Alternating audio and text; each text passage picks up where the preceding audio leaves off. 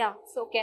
So ನಿಮ್ಮಿಬ್ರಿಗೂ ಒಂದ್ extra ಜವಾಬ್ದಾರಿ ಏನಂದ್ರೆ ಈ ಸಿನಿಮಾನಲ್ಲಿ ಅಂದ್ರೆ ಪ್ರಕಾಶ್ ಸರ್ ಆಗಿರ್ಬಹುದು, ಜಯಮಾತಾ ಕಂಬೈನ್ಸ್ ಆಗಿರ್ಬಹುದು, ಅದೊಂದ್ ಕಡೆ ಜವಾಬ್ದಾರಿ ಆದ್ರೆ ದರ್ಶನ್ ಸರ್ ಜೊತೆ ಆಕ್ಟ್ ಮಾಡೋದು ಅದೊಂದ್ ಜವಾಬ್ದಾರಿ. ಅದನ್ನ ನೀವು ಜನರಿಗೆ ಮುಟ್ಟಿಸ್ಬೇಕು, ನಾನು ಆಕ್ಟ್ ಮಾಡಬಲ್ಲೆ ಇಂಥವ್ರ ಜೊತೆನು ಅಂತ. ಅದು ಎಷ್ಟು ಚಾಲೆಂಜಿಂಗ್ ಆಗಿತ್ತು ನಿಮ್ಗೆ? ಏನಾಗುತ್ತೆ, ನೀವು ಒಂದು ನಿಮ್ ಫಾರ್ ಎಕ್ಸಾಂಪಲ್ ನಿಮಗೆ ತಗೊಳ್ಳಿ, ನಿಮ್ ಫೇವ್ರೇಟ್ ಸೂಪರ್ ಸ್ಟಾರ್ ಒಬ್ರು ಇದಾರೆ, ನಿಮ್ಗೆ ದರ್ಶನ್ ಸರ್ ತುಂಬಾ ಫೇವ್ರೇಟ್. ಚಿಕ್ಕ ವಯಸ್ಸಿಂದ ಅವ್ರು ಸಿನಿಮಾ ನೋಡ್ಕೊಂಡ್ ಬೆಳೆದಿರ್ತೀರಾ, ಅವ್ರನ್ನ ನೋಡಿ ಐಡಲೈಸ್ ಮಾಡ್ಕೊಂತಿರ್ತೀರಾ. ಅಂತವ್ರ ಜೊತೆ ನೀವು ಆಕ್ಟ್ ಮಾಡಕ್ ಅವಕಾಶ ಸಿಕ್ತಾಗ ಆ ಎಕ್ಸ್ಪೀರಿಯನ್ಸ್ ನ ನೀವು ಮಾತಲ್ಲಿ ಹೇಳಕ್ಕಾಗಲ್ಲ. Because only when you experience it you will know the actual truth. ಆಮೇಲೆ ಅವ್ರ ಜೊತೆ ಎಕ್ಸ್ಪೀರಿಯನ್ಸ್ ಎಷ್ಟು ಚೆನ್ನಾಗಿತ್ತು ಅಂದ್ರೆ ನಿಮ್ಮನ್ನ ಅಷ್ಟೇ ಕಂಫರ್ಟ್ ಮಾಡ್ತಾರೆ, ನಿಮ್ ಎಷ್ಟು ಚೆನ್ನಾಗಿ ನೋಡ್ಕೊಂತಾರೆ. ಅವ್ರೊಬ್ರು ಸೂಪರ್ ಸ್ಟಾರ್, ನಿಮ್ ಚೆನ್ನಾಗಿ ನೋಡ್ಕೊಬೇಕು ಅನ್ನೋ ಯಾವ ಅವಶ್ಯಕತೆ ಅವ್ರಿಗಿಲ್ಲ, ಅವ್ರಿಗೆ ಬೇಕಾಗೂ ಇಲ್ಲ. ಆದ್ರೂ she is making sure that you guys are all right, ಅಂದ್ರೆ ನೀವು ಕಂಫರ್ಟ್ ಇದ್ದೀರಾ, ನಿಮ್ಗೆ ಓಕೆನೇ ಆಯ್ತು. ಆಮೇಲೆ ಒಂದ್ ನಗ್ನಗ್ತ ಮಾತಾಡ್ಸೋದಿರ್ಬೋದು ಅಥವಾ ಒಂಥರ ಜೋಕ್ ಮಾಡೋದಿರ್ಬೋದು, ನಿಮ್ನ ಮುಟ್ಟು ಮಾತಾಡ್ಸೋದೇ ಒಂದು ದೊಡ್ಡ ಅಚೀವ್ಮೆಂಟ್. ನನಗೆ I feel that is something very ಒಂಥರ provoking for me to feel good inside. So ನನಗೆ ತುಂಬಾ ಚೆನ್ನಾಗಿ ಆ ಒಂದು ಫೀಲ್ ಗುಡ್ ಫ್ಯಾಕ್ಟರ್ ಇದೆ. ಐ ಥಿಂಕ್ ಕಾರ್ತಿಕ್ ಬೇರೆ ತರ ಫೀಲ್ ಅದು. ಹೆಗ್ಲ ಮೇಲೆ ಕೈ ಹಾಕೊಂಡು ಅಂದ್ರೆ ಅವ್ರ ಹತ್ರ ಹೋದಾಗ ಫೈಟ್ ಮಾಸ್ಟರ್ ವಿನೋದ್ ಮಾಸ್ಟರ್ ಇದ್ರ, ಅವ್ರ ಹತ್ರ ಮಾತಾಡ್ತಾ ಇದ್ರು. ಕಾಂತರಾಜ್ ಹೋಗಿ ನೋಡಿರ್ತಾರೆ, ನೀನ್ ಹೋಗಿ ಅಷ್ಟು ದೊಡ್ಡಕ್ಕಿದಾರೆ ಹೆಂಗಣ ಹೋಗ್ಲಿ ಹೋಗು ಅಂದ್ರೆ ಹೋದೆ. ಅವ್ರ ಹತ್ರ ವಿನೋದ್ ಮಾಸ್ಟರ್ ದೊಡ್ಡ ಫೈಟ್ ಮಾಸ್ಟ್ರು, ಅವ್ರ ಹತ್ರ ಏನೋ ಮಾತಾಡ್ತಾ ಇದ್ರು. ಹಿಂಗೆ ಅವ್ರದ್ದು ಹೋದ್ರು ಕೂಡಲೇ ನಿಲ್ಸ್ಬಿಟ್ಟು ಬನ್ನಿ ಒಲೆಯವ್ರೆ ಅಂದ್ರು. ಹೋದ ಕೂಡಲೇ ಹಿಂಗ್ ಕೈ ಹಾಕೊಂಡು ತಿಂಡಿ ತಿಂದ್ರ, ಏನ್ ತಿಂದ್ರೆ ಚಿತ್ರಾನ್ನ ಅಂದ್ರು. ಅಂದ್ರೆ ಇವನಿಗೆಲ್ಲ ಬರೀ ಚಿತ್ರಾನ್ನ ಕೊಟ್ಟಿದ್ದಾರೆ. ಇಲ್ಲ ಬಾಸ್ ಎಲ್ಲವೂ ಇದೆ, ನಂಗೆ ಚಿತ್ರಾನ್ನ ಇಷ್ಟ, ನಾನು ಅದನ್ನ ತಿಂದೆ. ಹೌದಾ ಅಂದ್ರು. ಅದಾದ್ರ ಮೇಲೆ ಅವ್ರ ಹತ್ರ ಡೈಲಾಗ್ ಹೇಳ್ಬೇಕು, ನಾನು ಹಿಂಗೆ ಅಂದಿದ್ದೀನಿ. ಗೊತ್ತಾಗ ಸಿನಿಮಾದಲ್ಲೂ ನೋಡಿ ಅಂತ ಇದೀನಿ. ಯಾಕೆ ಗೊತ್ತಾ ಇಲ್ಲ, ಡಬ್ಬಿಂಗ್ ಅಲ್ಲಿ ಮಾಡ್ಕೋತೀನಿ ಬಿಟ್ಬಿಡಿ ಬಾಸ್ ಅದು ಅಷ್ಟೊಂದು ಏನಿರ್ಲಿಲ್ಲ, ಓಕೆ ಅಂತ ಬಿಟ್ರು.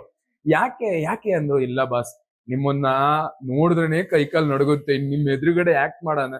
ಅವತ್ತಿಂದ ಸಿನಿಮಾ ಮುಗಿಯೋ ತನಕ ಅವ್ರ ನನ್ನ ಹೆಗ್ಲ ಮೇಲೆ ಹಾಕಿದ ಕೈ ತೆಗಿಲೇ ಇಲ್ಲ.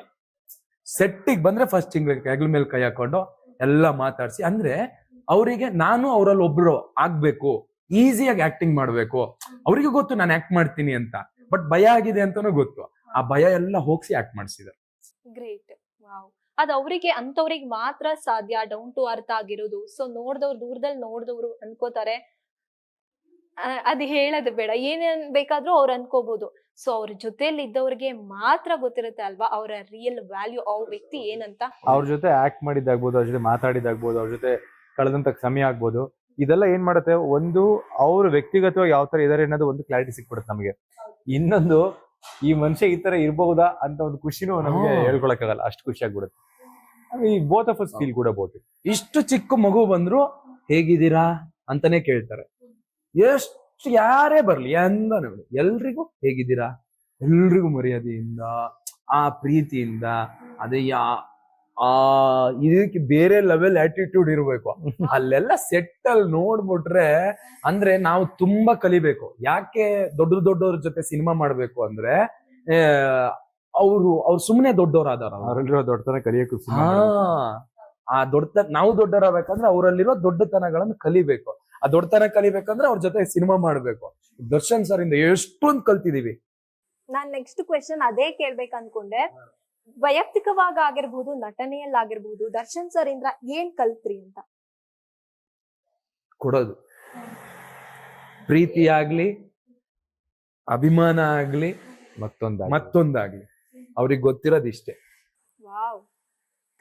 ಅವ್ರು ಯಾವತ್ತೂ ಹಿಂಗ ಅಂದೇ ಇಲ್ಲ. ಅವ್ರು ಕೈ ಹಿಂಗೆ ಇರುತ್ತೆ. ನಾನು ಅವರಿಂದ ಅಫ್ಕೋರ್ಸ್ ಇದು ಅವರಿಂದ ಕಲಿಬೇಕು. ಒಬ್ಬ ವ್ಯಕ್ತಿಯಿಂದ ಏನೇನು ಒಳ್ಳೇದು ತಗೊಬಹುದು ಅನ್ನೋದು ಬಹುಶಃ ಮನುಷ್ಯನಲ್ಲಿ ತುಂಬಾ ಇದೆ ಆ ಥರದ್ದು.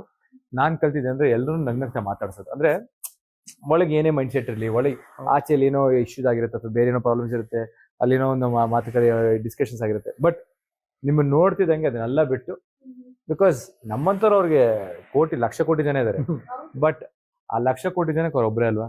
ಸೊ ನಮ್ಮನ್ನ ಬಂದು ಮಾತಾಡಿಸಿದಾಗ ನಗ್ನಗ್ತಾ, ಆಮೇಲೆ ತುಂಬಾ ಚೆನ್ನಾಗಿ ಕಂಫರ್ಟ್ ಮಾಡ್ತಾ, ಒಂದು ಕಂಫರ್ಟ್ ಝೋನಿಗೆ ಕೂರಿಸ್ತಾ ನಮ್ಮನ್ನ, ಆ ಒಂದು ಬ್ಯೂಟಿಫುಲ್ ಸ್ಪೇಸ್ ಕ್ರಿಯೇಟ್ ಮಾಡಿದ್ರೆ ಗೊತ್ತಾ, ಅದನ್ನ ಅವ್ರಿಂದ ನೋಡಿ ಕಲ್ತಿದ್ದು. ಅಂಡ್ ನಾನ್ ಡೆಫಿನೆಟ್ಲಿ ಅದನ್ನ ಒಂದು ದೊಡ್ಡ ಮಟ್ಟದಲ್ಲಿ ನನ್ನ ಲೈಫಲ್ಲಿ ಅಳವಡಿಸ್ಕೋಬೇಕು ಅಂತ ಆಸೆ ಪಟ್ಟಿದ್ದೀನಿ ಅದನ್ನ.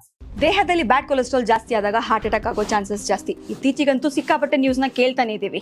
ಸೊ ಬ್ಯಾಡ್ ಕೊಲೆಸ್ಟ್ರಾಲ್ನ ಕಮ್ಮಿ ಮಾಡೋದಕ್ಕೆ ಉತ್ತಮವಾದ ಆಹಾರ ತುಂಬ ಇಂಪಾರ್ಟೆಂಟು. ಜೀನಿ ಸ್ಲಿಮ್ ಯೂಸ್ ಮಾಡಿ. ಕರೆಕ್ಟ್, ಜೀನಿ ಸ್ಲಿಮ್ನಲ್ಲಿರುವಂತಹ ಎಷ್ಟೋ ಆಹಾರ ಧಾನ್ಯಗಳು ಕೊಲೆಸ್ಟ್ರಾಲ್ ಲೆವೆಲ್ನ ಕಮ್ಮಿ ಮಾಡೋದಕ್ಕೆ ಹೆಲ್ಪ್ಫುಲ್ ಆಗುತ್ತೆ. ಸೊ ಹೆಲ್ದಿ ಆಗಿರಿ, ಜೀನಿ ಸ್ಲಿಮ್ನ ಯೂಸ್ ಮಾಡಿ.